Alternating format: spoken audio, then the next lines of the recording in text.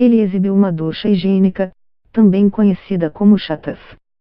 Não entendo, vocês são um dos países mais avançados do mundo. Mas quando se trata da parte de trás, vocês estão atrasados. Muitas pessoas concordariam com Youssef. A tendência em diversos países ocidentais das pessoas se limparem apenas com papel higiênico depois de usar o banheiro em vez de enxaguar causa perplexidade em outros lugares do mundo. A água limpa de maneira mais organizada do que o papel, correndo o risco de inspirar uma reação de nojo. Imagine tentar remover as fezes da pele apenas com papel. Além disso, ainda que o papel higiênico não seja tão áspero quanto peças de cerâmica, usadas pelos gregos antigos, ou espigas de milho, como entre os americanos no período colonial, a água é menos abrasiva do que as marcas mais macias disponíveis no mercado. Há tempos, uma visita ao banheiro se encerra com um jato d'água em vários países. E não apenas no mundo não ocidental, afinal, foram os franceses que deram ao mundo a palavra bidê. Mesmo que ele esteja desaparecendo na França, continua a ser padrão na Itália, na Argentina e em muitos outros lugares. Enquanto isso, a ducha higiênica de Youssef é comumente encontrada na Finlândia e no Brasil. Ainda assim, grande parte do Ocidente depende do papel higiênico, incluindo o Reino Unido e os Estados Unidos. E, quando comparadas com qualquer outro lugar do mundo, essas duas nações tiveram a maior influência na cultura moderna do banheiro, observa a historiadora da arquitetura Barbara Penner em seu livro Bathroom, Banheiro, em inglês. De fato, as tendências dos banheiros anglo-americanos se tornaram tão difundidas que, na década de 1920, foram até apelidadas de imperialismo sanitário. Mesmo assim, essas tendências não se popularizaram em todos os lugares. A água é preferida, por exemplo, em vários países de maioria muçulmana, porque os ensinamentos islâmicos incluem o uso de água para a limpeza a ponto de a Diretoria de Assuntos Religiosos da Turquia ter emitido em 2015 uma diretriz autorizando muçulmanos a usar papel higiênico se a água não estiver disponível. E os famosos banheiros japoneses modernos, que refletem simultaneamente a engenhosidade tecnológica e a vergonha em relação às funções naturais do corpo, oferecem opções de umedecimento e secagem. Uma pessoa interessada no debate sobre o uso da água ou papel na higiene pessoal é Zoe Ottman, um funcionário do governo australiano que pesquisou atitudes culturais e históricas em relação às instalações sanitárias. Como mostra sua pesquisa, alguns australianos muçulmanos se adaptaram aos banheiros de estilo ocidental usando papel higiênico e depois tomando banho, enchendo um jarro de água ou instalando duchas ao lado de seus banheiros. Este é o caso também de pessoas de origem religiosa não islâmica. Asta Garg, uma cientista de dados indiana que trabalha há 2 anos nos arredores de São Francisco, nos Estados Unidos, diz que costumava procurar por uma caneca de banheiro naqueles que usava. Para os leigos, esse utensílio se assemelha a um jarro com medidas, daqueles usados para cozinhar, com um bico adaptado para limpar as partes íntimas. Ela acabou comprando uma caneca assim em uma loja de artigos indianos. Alguns indianos se adaptam ao papel higiênico, mas muitos de nós gostam de usar água sempre que possível, diz. Ottman conhece bem a insistência do Ocidente em usar algum tipo de papel. Um de seus colegas de classe em Sheffield, no Reino Unido, ficou sem papel higiênico e acabou usando uma nota de 20 libras para limpar-se. Enquanto isso, a família do guitarrista Kaiserko adotou uma solução híbrida. Há 3 anos, eles se mudaram da China para os Estados Unidos, onde, como muitos recém-chegados, mantiveram alguns hábitos chineses e adotaram outros tipicamente americanos.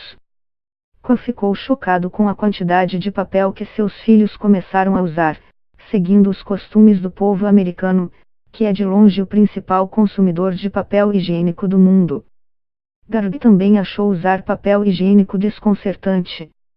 Não era de todo óbvio que deveria ser jogado no vaso sanitário, diz ela. Além dos custos financeiros e ambientais, entope os banheiros. Acho que 1 a cada 4 banheiros tem problemas de encanamento. O papel higiênico também é comumente usado na China, onde, afinal, O papel foi inventado. Mas foram os fabricantes e anunciantes americanos que fizeram as mais agressivas campanhas pelo seu uso no século XX, especialmente de certos tipos.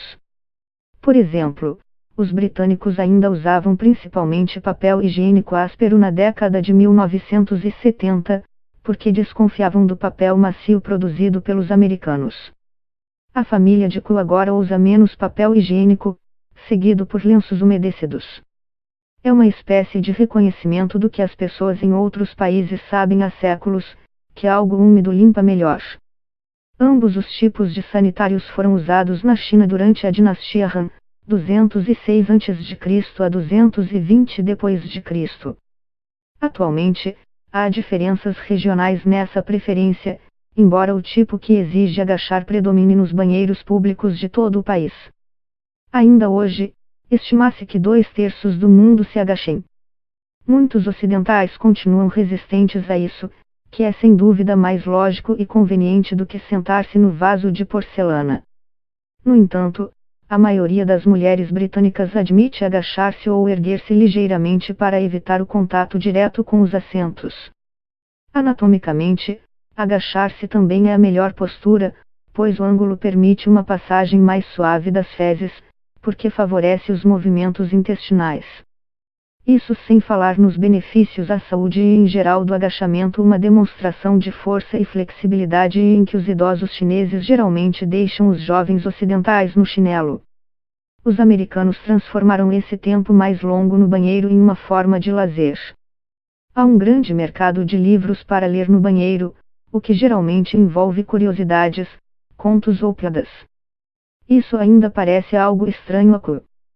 O que todos os pais chineses dizem é: não leia no banheiro. Você terá hemorroidas. A família de Ku adotou um meio termo em sua casa.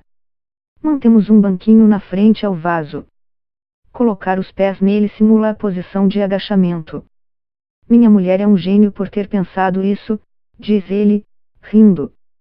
Em alguns países, as pessoas têm mais de uma opção à disposição.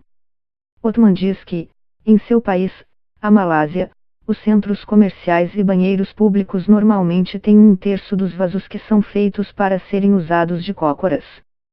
Sua pesquisa sugere que os australianos muçulmanos não têm problemas em passar a sentar, mas mantêm sua preferência por água em vez de papel higiênico. O banho também é um hábito que varia culturalmente. Há uma tendência a se tomar banho logo cedo nas sociedades ocidentais ou tomar banho todos os dias, e isso é estranho, diz Elizabeth Chovy, socióloga da Universidade de Lancaster, na Inglaterra, que pesquisa práticas de consumo de água e energia. Uma influência importante foi o boom da publicidade global, que se acelerou após as guerras mundiais. A ideia de usar tipos especiais de sabão para o corpo e o rosto, em vez de produtos de limpeza genéricos que também podem ser usados para roupas, é uma invenção relativamente recente, em parte atribuível ao marketing. Essa necessidade fabricada estava ligada a uma tendência geral de banhos mais frequentes. Outro conceito relativamente novo e, agora, quase onipresente no Ocidente é o banho diário.